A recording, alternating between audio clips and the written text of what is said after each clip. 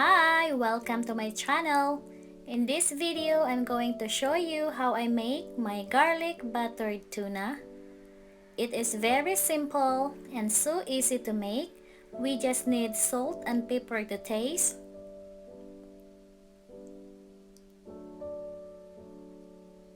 We have to season each side of our tuna.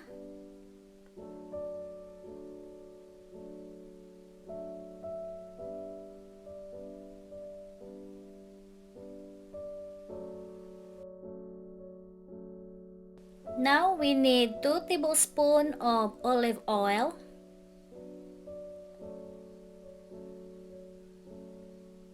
Then once it's hot, put our tuna in it.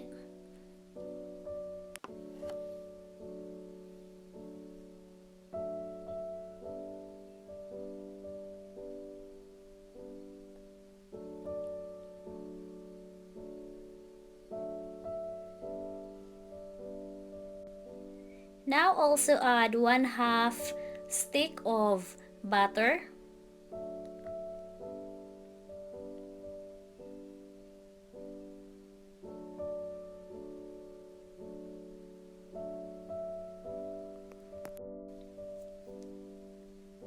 Then add 1 clove of chopped garlic.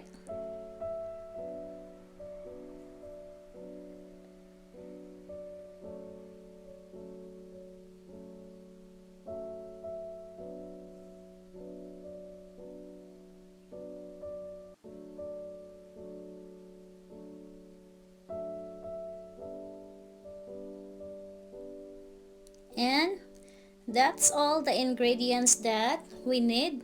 Super easy and super simple, but yet it is really delicious.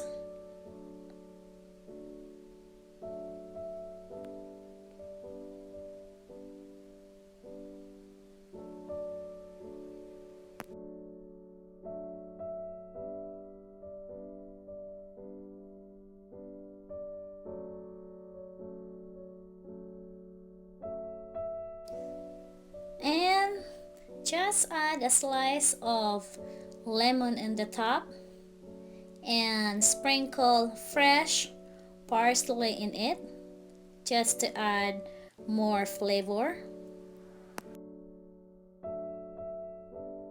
So once again, this is it for today, guys. Thank you so much for watching. Your comment or suggestion is very much welcome.